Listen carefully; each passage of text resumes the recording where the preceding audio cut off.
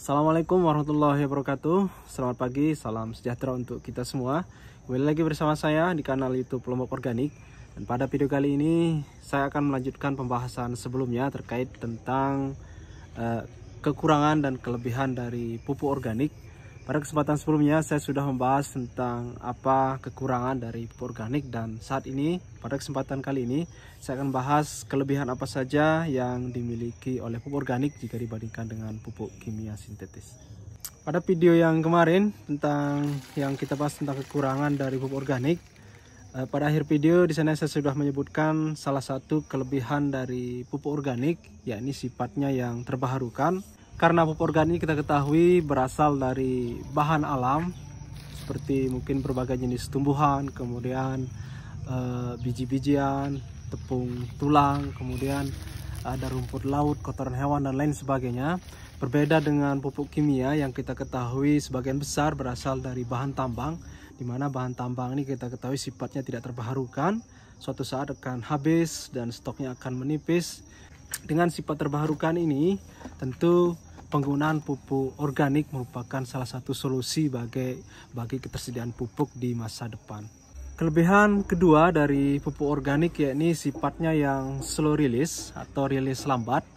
Sebenarnya kemarin ini juga kita masukkan ke dalam salah satu kekurangan dari pupuk organik karena sifatnya yang rilisnya lambat. Akan tetapi kekurangan ini hanya berlaku ketika kita baru konversi ke pertanian organik. Tapi bagi lahan yang sudah lama atau sudah sering diaplikasikan pupuk organik, maka ketersediaan unsur hara akan tercukupi karena stok pupuk rilis lambatnya sudah banyak di lahan pertanian. Misalkan kita contohkan suatu lahan diaplikasikan pada musim tanam pertama, diaplikasikan berapa ton kompos. Nanti pada musim kedua, kompos yang kita aplikasikan pada musim tanam pertama belum habis dirilis, unsur haranya belum habis dirilis oleh mikroba tanah, akan tapi masuk lagi kompos pada musim tanam kedua dan begitu seterusnya. Maka pada suatu titik pertumbuhan tanaman akan sangat maksimal dan kebutuhan unsur hara pada tanah sangat tercukupi, dan ini akan terus menerus dan pekerjaan tentunya akan semakin ringan bagi para petani organik. Itu dia kelebihan kedua, yakni sifatnya yang slow release. Ini sangat menguntungkan bagi para petani organik yang terutama yang sudah konversinya sudah lama. Kelebihan ketiga dari penggunaan pupuk organik yakni kita memperbaiki struktur tanah. Jadi dengan aplikasi pupuk organik kita tidak hanya menyediakan unsur hara bagi tanaman, akan tapi kita juga akan memperbaiki struktur tanah. Jadi bagi Anda yang sudah bertahun-tahun menggunakan pupuk kimia, pasti Anda akan merasakan tanah yang semakin keras.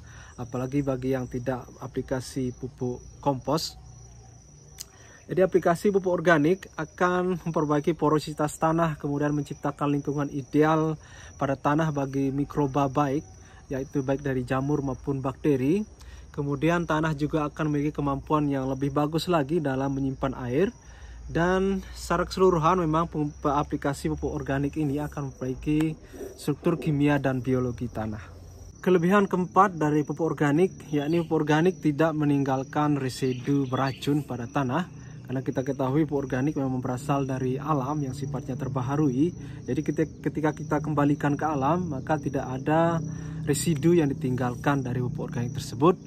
Berbeda dengan pupuk kimia, pada label pupuk kimia biasanya kita melihat takaran dari NPK-nya, misalkan pupuk NPK 16-16-16. Di sana berarti ada unsur hara sekitar 49%, terdiri dari 16% nitrogen, kemudian 16% fosfor, 16% kalium, dan berapa mungkin unsur hara lainnya. Dan sisanya misalkan 51%-nya adalah zat pembawa dari unsur hara tersebut. Klaim dari perusahaan pupuk, zat pembawa tersebut adalah zat pembawa berupa kalsium karbonat, kemudian dari beberapa bahan organik juga. Akan tapi saya pernah membaca beberapa artikel tentang adanya penelitian tentang zat pembawa dari pupuk kimia ini, dan ditemukan banyak sekali ternyata unsur kimia yang sifatnya sangat beracun bagi lingkungan. Belum lagi beberapa jenis unsur hara pada pupuk yang sifatnya anion, di mana dia tidak terikat oleh tanah sehingga mudah sekali tercuci ketika terkena oleh air hujan. Dan ketika terkena air hujan, biasanya dia akan ikut mengalir ke sumber mata air atau ke sungai dan misalkan ke sumur juga. Tentu ini sangat berbahaya sekali karena kita ketahui nitrat dalam konsentrasi tertentu bisa mengakibatkan berbagai jenis penyakit juga pada manusia. Dan kita ketahui juga petani kita terutama di Indonesia dalam aplikasi pupuk masih sering ugal-ugalan, tidak mengikuti dosis. Dan tentu ini akan berakibat buruk bagi lingkungan terutama air jika menggunakan pupuk kimia yang tidak sesuai dengan takaran. Kelebihan kelima, dan ini yang saya sangat sukai, yakni kita bisa membuat pupuk organik kita sendiri.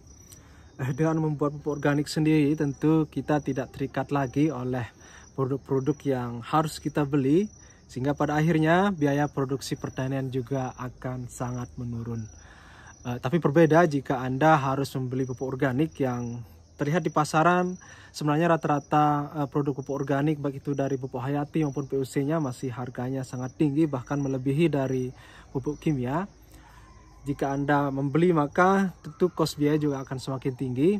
Tapi Anda bisa membuat pupuk organik tersebut dengan biaya yang lebih murah, sangat murah bahkan pada beberapa wilayah, misalkan di tempat saya seperti di desa seperti ini, pembuat pupuk organik bisa dengan biaya yang sangat rendah, bahkan hanya bermodal usaha dan keringat saja seperti itu.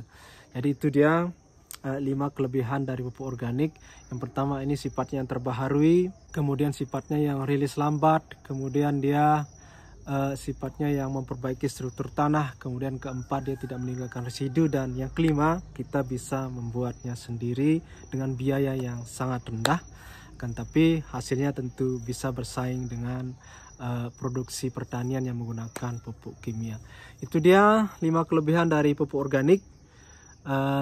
Saya yakin pupuk organik ini akan menjadi pilihan pupuk kita di masa depan, karena seperti yang saya sebutkan sebelumnya, pupuk kimia ini berasal dari bahan tambang yang sifatnya tidak bisa diperbaharui, sehingga 50-100 tahun ke depan saya rasa stok dari pupuk kimia ini akan semakin berkurang dan orang akan konversi, mau tidak mau harus konversi ke pupuk organik.